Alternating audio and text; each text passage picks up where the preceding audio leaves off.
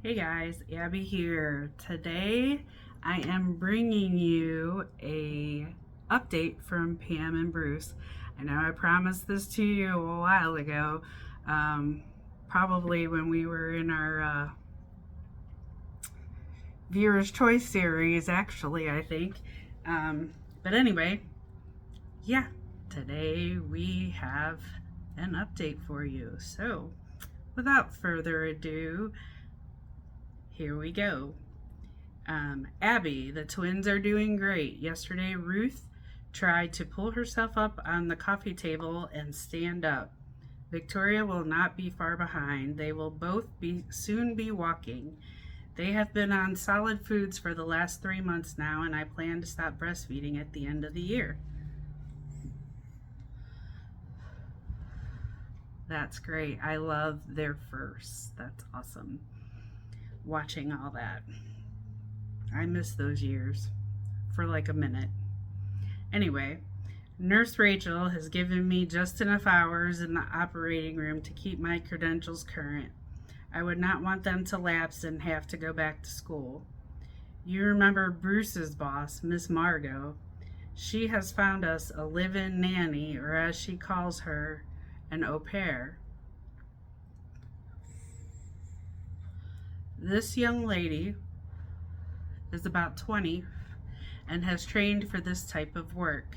She comes from the Ukraine, all legal and above board.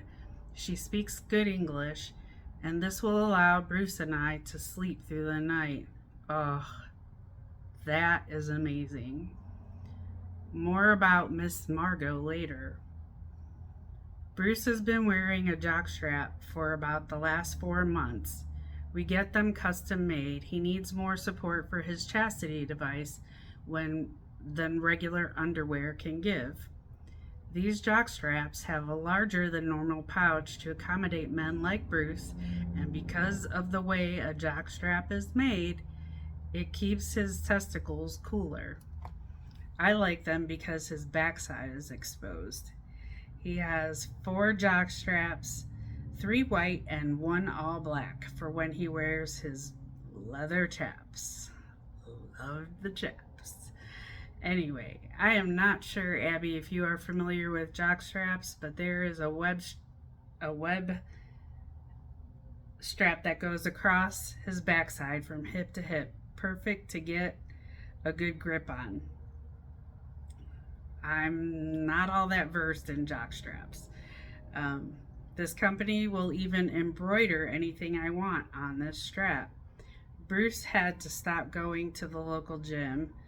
There were more than a few males that, well, let's just say, bat for the other team, and they thought my Bruce might be available. Oh no. Pam's got a short leash on that one. Anyway, they would flirt with him, and they said they had noticed the outline of his device and got the wrong idea. Why do so many people think chastity is just for submissive beta sissies? Fair point. As you know, we have a huge house, and with the money Bruce brings in from his semen donations, we purchased our own exercise equipment: an elliptical trainer, and a treadmill, an exercise bike, and my favorite, an abdominal exercise machine. I told you when I went for my pregnancy glamour shoot that Bruce was developing a great six-pack. Well, you should see him now. His upper chest is just ripped. His pectoral muscles are so sexy to touch. I now shave his chest. He got to meet Nurse Victoria and her straight razor again. I love to oil his chest. Okay, Pam, I'm jealous. A little bit.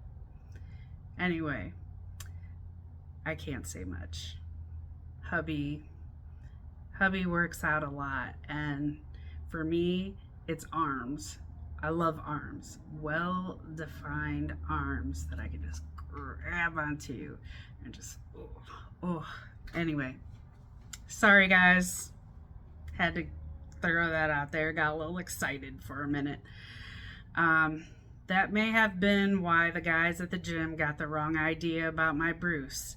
I have lost all the weight I put on with the twins and 20 pounds more. Fantastic. That is wonderful. Um, Bruce is teaching me how to use these machines. I cannot have Bruce looking so buff and me flabby and fat. Last August and September, the clinic shut down for its annual vacation. I took Bruce back to the piercing shop where I had pierced him for his Prince Albert. During this vacation time, some ladies let their men go free range, so to speak. Not this lady. The Chastity keys had been returned to me, so I thought it was a great time to get some photos of Bruce for the album that the shop has of all the males that have been pierced.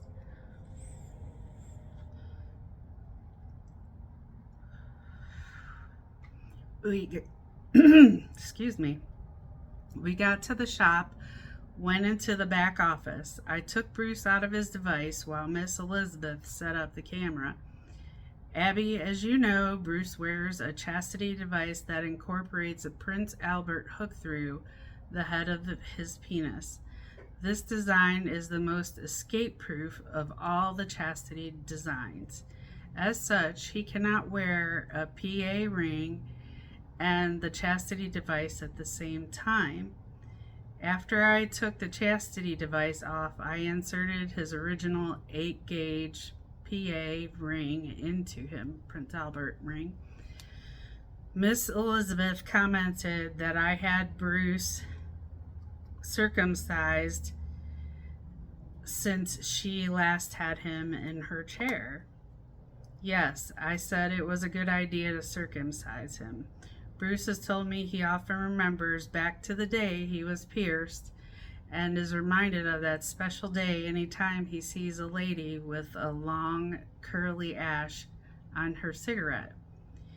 We talked about the many benefits of having him circumcised as I put his ring in him. Miss Elizabeth commented on how his circumcision scar was so light and hardly noticeable. I relate the story about Dr. Judy and her wife using a laser to circumcise him instead of a more traditional knife. Wow. The advantage was Bruce would heal very quickly. Miss Elizabeth comments that she could understand why I would want him healed up quickly. Little did she know that Bruce went right into his Chastity device and the Certified Chastity Procurement Program, and I never got to enjoy him for almost 9 months. Miss Elizabeth looked at me and asked if she could touch his scar. I could not see the harm in that. She gently touched his faint scar with her black painted fingernails. She said, "High and tight?" And I said yes. It seemed the best style. I had always planned on having Bruce stretched to a much larger Prince, a size that would be more appropriate for his overall size. A 2-gauge or maybe a huge 0-gauge. Miss Elizabeth took the pictures while I held Bruce with one hand and a wooden ruler in the other hand. Bruce had what you would call a semi. It was still very impressive. I must be honest, Abby, I got moist showing my Bruce to another lady. Miss Elizabeth asked me to put the ruler down and light up one of her brown 120 Moors, and let's see just how big we girls could get Bruce. Oh. I suggested I put a condom on him, and she said why as I lit up the brown Moors. Bruce grew to his full magnificent size, and before I could exhale to explain the need for a condom, he said, "Well, let's just say Todd, Miss Elizabeth, assistant, who will have to do a big cleanup again." Miss Elizabeth has a fancy camera that can take pictures very fast. I hope she caught most of Bruce's expulsions. Miss Elizabeth remarked that he still had a smoking fetish. Yes, I said, I don't think that will ever go away. It was a good thing Bruce did not make a mess on her camera. Yeah. Miss Elizabeth then got an ice pack on Bruce, and we talked about what had been happening in our lives as Bruce deflated. I placed Bruce back in his device, and before we left, Bruce thanked Miss Elizabeth for the opportunity to be in her album and apologized for the mess he made. As I purchased Bruce's Chastity device from her, she remarked that I was not using the special punishment spikes that I had purchased as an accessory for the device. I said I had only had to use them once. She smiled and nodded. Miss Elizabeth asked if she could take a few pictures of Bruce in his device before we left. I thought it was a good idea, so I said okay. When we got home, Abby, Bruce was, let's say, frisky. I let him out and we did the devil's tango, as you say, Abby. As I am not on any birth control, I thought it best to double bag him. The twins were at his mother and father's place for a few more hours. It's great to have two very supportive sets of grandparents when you need a few hours of adult snuggle time. Sure is. Dr. Judy said the fertility clinic has told us that my Bruce has now fathered over 153 babies worldwide. The clinic is going to start their North Side expansion this summer, and Dr. Judy wants me to manage it. It will take about a year to build. I will have to decide in a few months to stay with nursing or go to the fertility clinic. About a month ago, Dr. Judy said that one of the younger men in the Chastity program had developed testicular cancer. It happens, she said, with young men that are large volume producers like my Bruce. They caught the cancer early, so it had not spread, but both his testicles had to be removed. I am checking Bruce more often now. Abby, Testicle Awareness Month is April. As such, remember that, guys. As such, there was a new opening in the program. Well, you can imagine my surprise when I saw Miss Margo, Bruce's boss, get out of the back of a long black limousine Saturday morning inside the car park at the fertility clinic. She was dressed in full leather, riding crop in hand with a man on a leash. I may get a pair of leather riding jodhpurs. Not sure what that is. Of course, both our men had their leather hoods on, so Bruce did not see his boss or the other stud. It was a bit awkward, to say the least. Both men were taken away to their milking cells, and then they were out of earshot. I asked Miss Margo if she wanted to go for breakfast. She said she had a riding session at a local stable booked, but she called the stables to move her time. Her driver opened the back doors of the limousine and we got in. As soon as we took off, Miss Margo offered me a White Moors 120 cigarette. I had never heard of a White Moors. They come in a tan-colored pack. Interesting, because I've never heard of them either. She took off her soft leather gloves and fitted her Moor in a black cigarette holder. She said she had not had a smoke that morning because Eric was now in the program. I noticed the Moors pack did not have the usual pictures we get here in this country. Maybe they're foreign. We had a nice breakfast at a very expensive hotel and had a long talk. As the waiter sat us, he greeted Miss Margo by name. I was surprised to find out over a very delicious eggs Benedict. She had never had a man in a program like this before. This was her first. We agreed that our men did not need to know about each other, and she said she did not wish to affect her and Bruce's work relationship. She asked how long Bruce had been in the Chastity program, and I told her, and she said she had noticed his work product had improved about that same time and he was more focused, but she thought it was just the fact that we were married. No, I said, it was because he's in chastity and no longer wasted himself on porn. I did not tell her about his smoking fetish. It felt very empowering to be able to answer Miss Margo's questions about what to expect with having a man in the program.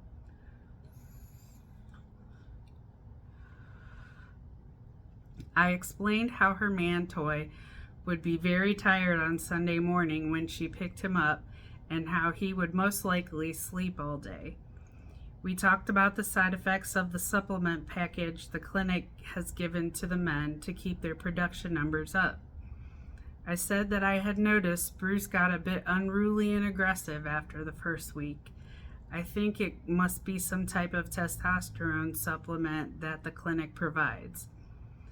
A good solid pegging takes the fight out of him, I said with confidence. I told her about the special perfume the ladies wear at the clinic to arouse the men. The formula was a closely guarded secret. She was hesitant to turn over both chastity keys to the staff at the clinic. She said she was looking forward to watching the closed circuit feed from the clinic tonight. She hoped he would not disappoint her.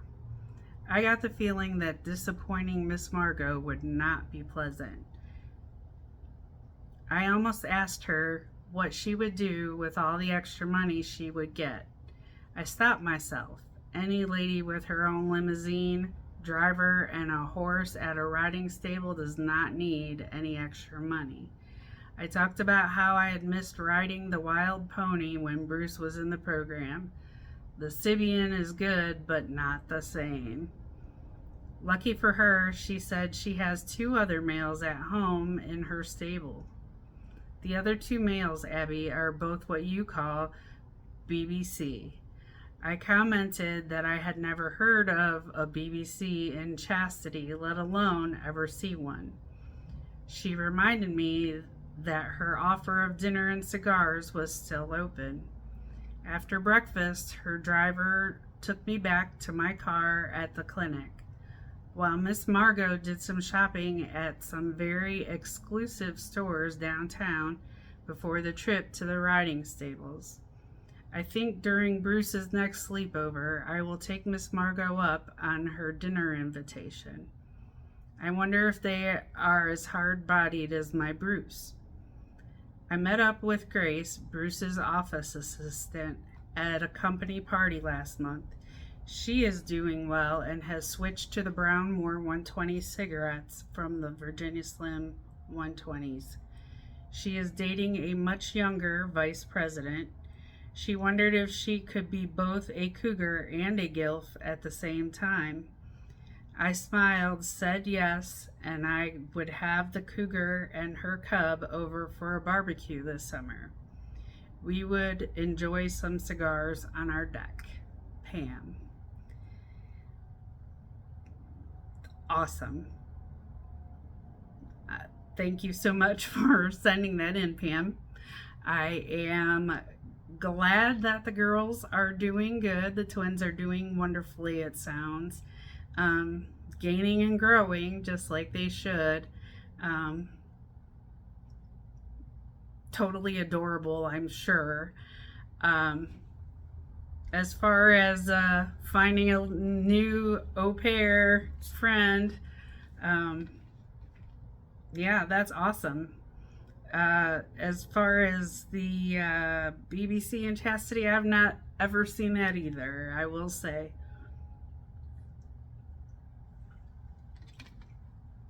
I don't know. Yeah. I don't know that I would want to. I think that that's just kind of a, yeah, let it go.